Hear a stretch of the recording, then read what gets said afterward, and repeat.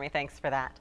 The Topeka Center for Peace and Justice is among those partnering for a conference later this week. It focuses on restorative justice. Regina Platt is TCPJ's Restorative Justice and Mediation Coordinator, and she is here to explain just what that means. And it's a phrase I don't know if I'm necessarily familiar with. Restorative justice, what is that?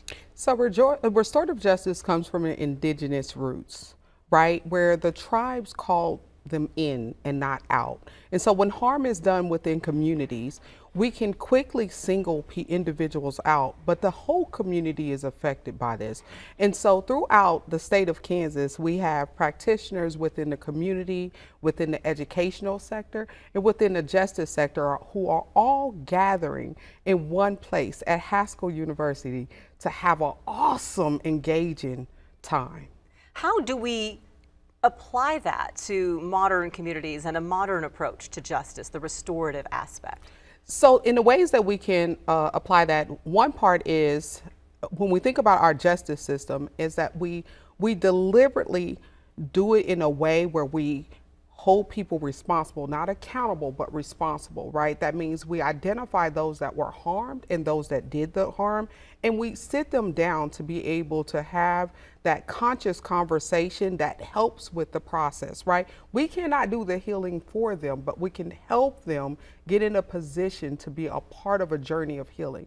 And so what that looks like is through victim offender mediation, within the court systems, parent-adolescent facilitation, parent-adolescent mediations, community building conversations. We at the Topeka Center for Peace and Justice as well within the schools, we have a restorative leadership program where we're sitting down with young people and helping them have them build those voices where they can advocate for themselves, not only within the school system, within the home and the community, the civic engagement piece within the persons. I can see organizations taking an active role in that. What is the barrier or what obstacles would stand in the way of this actually being used as part of, say, a correctional facility program or a courtroom program?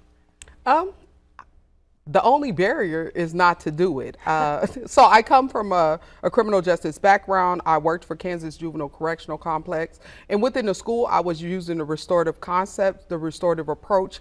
Through an advocacy program, we had a restorative advocacy room called the Refocus Center, where youth were able to come in and regather themselves and be able to deliberately see what the root cause is, who the persons were that were harmed, and be able to have a reconnection conversation. It wasn't that adults were choosing it for them, they were choosing it for themselves. And so a safe environment where we coached them through being able to reconnect where the harm was being done at.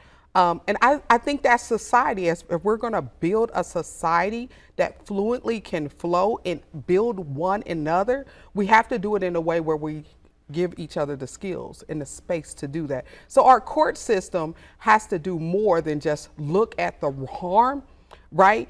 And deliberately give someone a charge, but actually look at the harm and look at the persons that were harmed and be able to have them to be a process, the community be a part of the process of healing. So they can have better background, better skills, better mechanisms when they go back into society. So when I reconnect with community, those coming out of the prison system, they're coming back into community. And if community was never a part of the process, it's hard for them to accept them back in. But if they're a part of the whole process, we're establishing ourselves in a way where we all win. That's a fascinating issue, and if you want to learn more about it, the Growing Restorative Communities Conference is taking place June 8th and 9th, so later this week. It's over at Haskell University in Lawrence. You can find out a whole lot more about it at restorativekansas.org. The registration information is there, and just kind of see who the speakers are. Some fascinating people, and it's a great topic. Fascinating. Regina, thank you so much. We just scratched the surface. We could have talked another 10 minutes, but thank you so much. Thank you. Appreciate you being here.